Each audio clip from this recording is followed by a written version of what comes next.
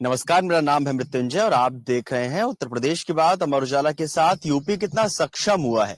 ये जानते जानते हम मुरादाबाद पहुंचे और इस वक्त हम मौजूद हैं मुरादाबाद के बुराड़ी क्षेत्र में, जहां आरेंद्र जी गौ आधारित खेती करते हैं। जी, गौ आधारित खेती आपको भी सुन के थोड़ा नया लग रहा होगा, तो चलिए उनसे ही जानते हैं कि आखिर गौ आधारित खेती कैसे होती है, कौन कौन सी फसलें वो उगाते हैं और यहाँ की उगाई हुई फसलें कहां कहां एक्सपोर्ट होती हैं, सरकार का किस तरह से सहयोग मिलता है।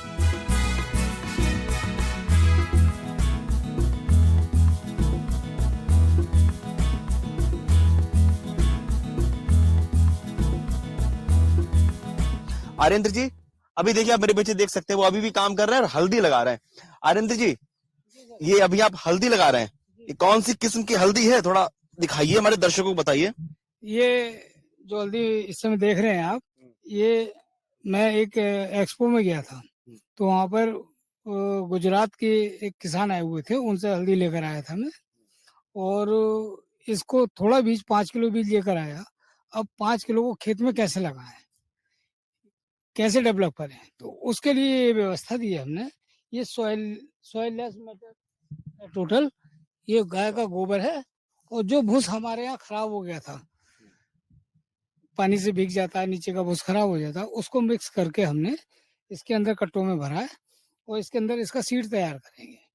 क्वालिटी अगर अच्छी लगेगी, जो हल्दी है हमारे पास ऑलरेडी कई वैरायटियां हैं, उनमें जो अच्छी होगी उसको इनमें डेवलप करके फिर फील्ड में लेकर जाएंगे। आनंद जी, हमारे दर्शकों को थोड़ा ये बताइए, गौ आधारित खेती कैसे होती है, क्योंकि अधिकतर लोग जानते हैं कि गाय से दूध मिलता है, दूध से घी बनता है, गाय के दूध से दही बनता है, ये बहुत सारे प्रोडक्ट जो खाद्य होते हैं, लेकिन खेती कैसे होती है और कौन कौन सी खेती होती है। जैसे आपने बताया कि ये मिट्टी नहीं है, ये गोबर और भूसा इसमें मिला हुआ है। जी, एक्चुअल में क्या है कि आज का जो दौर, वो ऐसा दौर है कि हम जो खाना खा रहे हैं वो खाना इतना जहर के साथ हो गया है, उससे मुक्ति पाने का तरीका केवल गाय है। माननीय प्रधानमंत्री जी बार बार कह रहे हैं, माननीय मुख्यमंत्री जी भी बार बार कह रहे हैं कि गौ आधारित खेती कीजिए, गाय को बचाइए, गाय का संरक्षण कीजिए। और तमाम जो खेती में करने वाले विशेषज्ञ हैं, जो गाय के ऊपर काम करते हैं, वो भी कह रहे हैं कि प्राकृतिक खेती कीजिए। और एक गाय आपके 25-30 एकड़ के लिए सफिशियंट है। ये एक संदेश देना चाहूंगा, जो किसान गांव में पहले गाय पालते थे, अब उन्होंने गाय पालना बंद कर दिया है, तो वो अवश्य गाय पालें।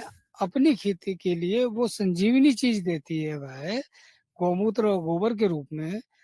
और आज प्राइमरी अगर हमारे हिसाब से सोचें तो प्राइमरी पहली चीज, प्राथमिकता जो है वो गाय का गोबर और गौमूत्र है। दूध हमारे लिए सेकेंडरी चीज है। कैसे उपयोग करते हैं आप गाय के गोबर को और गौमूत्र को ये खेती करने में, थोड़ा बताएंगे थोड़ा विस्तार से, जैसे अगर जो लोग अभी आपकी बातें सुन रहे हैं वो ये चाहें कि ये वीडियो देखने के बाद वो भी वो प्रोसेस सीख जाए कि आखिर भाई आरेंद्र जी कर कैसे रहे हैं। बहुत आसान तरीका है। कुछ प्रयोग लोगों ने किए और उन प्रयोग को लेकर आने के बाद में कुछ झंझट से भी महसूस करता है किसान। उसके लिए आसानी है कि यूरिया का कट्टा लाया, डीएपी का लाया, एकदम बखेरा, काम खत्म। उसको हमने प्रयोग करके देखे। उन प्रयोग को करने में समय लगा, लेकिन अब हम गारंटी के साथ कह सकते हैं, माननीय राजीव दीक्षित जी ने अपने व्याख्यानों में कहा है कि गाय के गोबर का आप सीधा प्रयोग कर सकते हैं। गाय का गोबर 4-5 दिन तक अगर छांव में रखा जाए खराब नहीं होता। उसके अंदर तमाम तरह के जीवाणु होते हैं जो हमारी खेती के लिए लाभप्रद हैं। उन चीजों को जब हमने देखा, समझा, छोटे छोटे स्तर से किया, अब पूरे इस फील्ड में हम गाय जब गोबर देती है तो ये जैसी नाली में हम खड़े हुए हैं, ये पानी की नाली है हमारी। ये जो बनी, हाँ, ट्यूबवेल से पानी निकल के आता है, इसमें चलता है, खेतों में पहुंचता है। इसके अंदर हम ताजा गोबर एक साइड से रखवा देते हैं। गौमूत्र जो गाय देती है फर्श से निकल के आता है, एक पाइप वहां से लगा रखा है, वो भी इसी नाली में आ जाता है। जब पानी चलाना होता है तो हम उस गोबर को हल्के हल्के करके डंडे से हिलाते रहते हैं और इसमें मिलता रहता है। उस गाय के गोबर का और गौमूत्र का आप ये देखिए, आप मई के फर्स्ट वीक में हैं इस समय, और आपसे कहूँगा थोड़ा आगे आइए। मई के फर्स्ट वीक में आपको कहीं केंचुए खुली जमीन पर दिखाई नहीं देंगे। लेकिन हमारी ये जमीन में कैमरा नजदीक लाइए और देखिए, आप नजदीक ला के देखिए, छोटे छोटे छेद दिखाई दे रहे हैं। ये केंचुए की खाई हुई मिट्टी है जो खाद का काम करती है। ये छेद जो हैं इस चीज का परिचायक हैं कि केंचुआ हमारा ऊपर है। हमने जो महसूस किया कि जब बरसात चालू हो जाती है तो केंचुए आ जाते हैं खेतों में, जहाँ केमिकल का कम असर होता है, और जहाँ ज्यादा होता है वहां तो आते ही नहीं है। तो इसके अंदर अगर अप्रैल के मई के महीने में मैंने ये देखा था, लगभग 15 अप्रैल के आसपास हमारे खेत में यही स्थिति थी। पानी लगता है तो ये घुल जाता है, निराई गुड़ाई होती है तो खत्म हो जाता है, फिर हो जाता है ये स्थिति। अगर इस समय ये है तो इससे बढ़िया उदाहरण कुछ नहीं हो सकता। अगर केंचुआ जिंदा है तो तमाम जीवाणु भी लगातार इसके खेत के अंदर है। अब इसके अंदर जो महत्वपूर्ण चीज है ध्यान रखने वाली किसानों को, कि जब ज्यादा गर्मी हो तो जमीन नंगी ना रहे। हम जब निराई गुड़ाई कराते हैं तो आप देखिए, गन्ना छिलवाया हमने, और गन्ना छिलवाने के बाद ये देखिए स्थिति, गन्ने की स्थिति है खेत में, सारी कवर है। जहाँ कवर नहीं है आपको वहाँ घास दिखाई देगी। और इसमें जब इसको हम हटाएंगे, ये देखिए, ये देखिए, ये सब वही है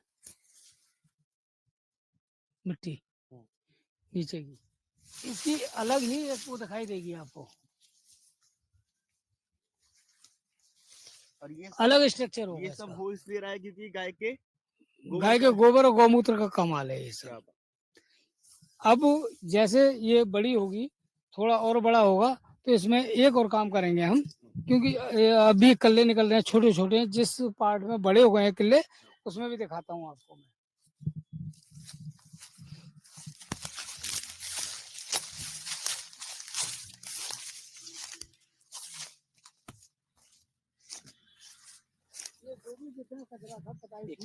गन्ने का जो भी कचरा था वो हमने बीच में से उठा के इधर कर दिया। अच्छा। बरसात के शुरू होने के टाइम पर या उससे पहले इसको जुताई होगी। जुताई होने के बाद इसके ऊपर हल्की हल्की मिट्टी रख जाएगी। जून में जाके ये काम करेंगे हम, और उसी दौरान इसके अंदर आपको मिलेट्स लगा देंगे।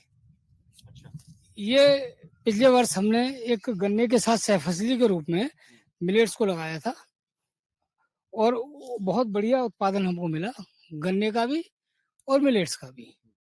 अच्छा, मोटिवेशन मिलता है, अच्छा लगता है कि एक किसान जो गांव में रहता था वो अब राज्य के स्तर पे, देश के स्तर पे और विदेश के स्तर पे भी अपने जो जमीन है वहां पे उगाई हुई फसलों को बेच पा रहा है, मुनाफा कमा पा रहा है। सरकार की मदद से तो कुछ अंदर से मोटिवेशन महसूस होता है और लगता है कि कुछ अच्छा कर रहे हैं और बेहतर करें। हाँ हाँ, क्यों नहीं भाई। किसी चीज को आप ये सीधा सीधा समझिए कि किसी चीज को हमको करने को कहा गया, हमने वो किया।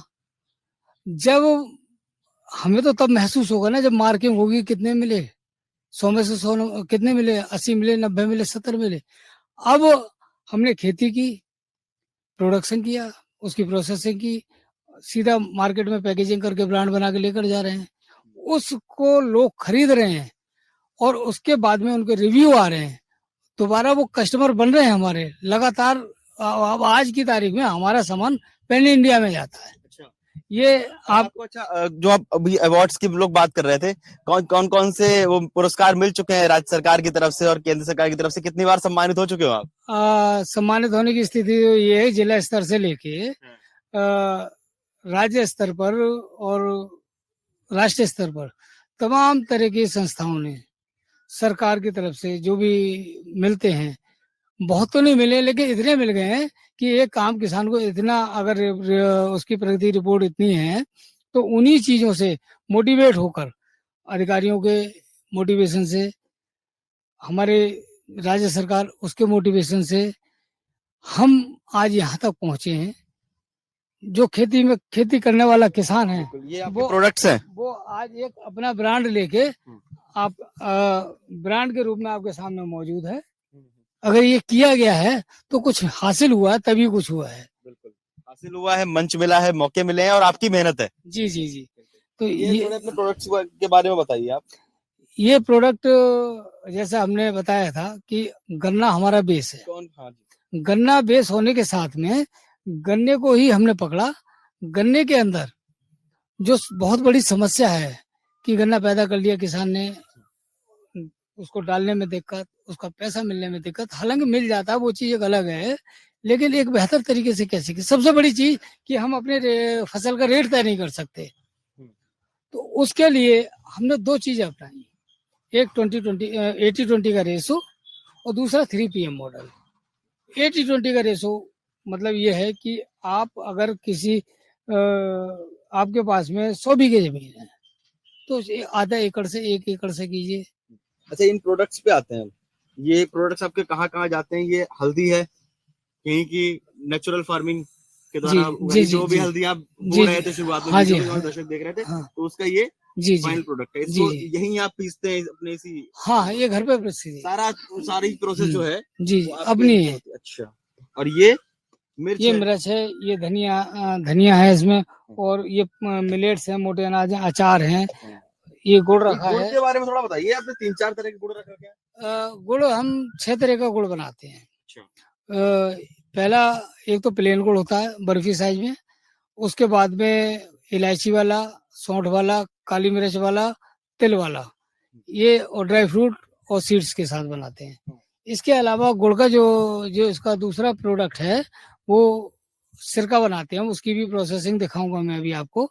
और इसके अलावा सिरके से वैल्यू एडिशन करके अचार बनाते हैं। तो ये लगभग 20 तरह के प्रोडक्ट हमारे बनते हैं। लेकिन अभी मैं एक बात अधूरी रह गई, उसको पूरा करना बहुत जरूरी है। आपके इतना बढ़िया मंच है आपका, आपके मंच से वो बात अगर किसानों तक जाएगी तो मैं ये समझता हूँ जो काम मैं कर रहा हूँ उसमें मुझे सफलता मिली है। अच्छा आर्येंद्र जी, अभी हमारे दर्शक भी शायद यही सोच रहे होंगे, उनके मन में भी एक सवाल होगा कि बहुत देर से हम लोग बड़ी सही बातें कर रहे हैं कि कैसे होता है, सब चीजें क्या होती हैं। अब सवाल ये होता है ना कि भैया कमा कितना लेते हैं, कमाई कितनी हो जाती है, कितनी नेटवर्थ है, और लोग सकते हैं कि किसान क्या ही कमा लेते होंगे, किसान कितनी कमाई कर लेते होंगे, लेकिन जिस तरह से आप खेती कर रहे हैं कितनी कमाई हो जाती है? देखिए, ये अभी हमारा शुरुआती फेज है, और शुरुआती फेज में अगर हम बात करें टर्नओवर की तो 15 से 20 लाख रुपए का टर्नओवर हमारा लास्ट ईयर का रहा है। 15 से 20 लाख के बीच में ये लगातार बढ़ रहा है। जो पैसा आ रहा है वो इसी में लग रहा है। प्रोडक्शन आपने कब से शुरू किया था? प्रोडक्शन किया हमने 2023 से। 2023 से हाँ जी, 2022-23। ठीक है आनंद जी, बहुत बहुत धन्यवाद आपका। बहुत अच्छे से आपने स्टेप बाय स्टेप सारी चीजें समझाई हमारे दर्शकों को, और आपने ये भी बताया कि अगर मेहनत करो और राज्य सरकार, केंद्र सरकार का भी सहयोग मिले तो किस तरह से बड़े मंच मिलते हैं। आप लोगों को क्या लगता है, आप हमें कमेंट बॉक्स में जरूर बताएं। आर्येंद्र जी की बातें सुनने के बाद, नेचुरल फार्मिंग और गौ आधारित फार्मिंग को जानने के बाद, कमेंट बॉक्स आपके लिए उत्तर प्रदेश की बात अमर उजाला के साथ जारी रहेगी। मिलते हैं अगले वीडियो में। बहुत बहुत धन्यवाद।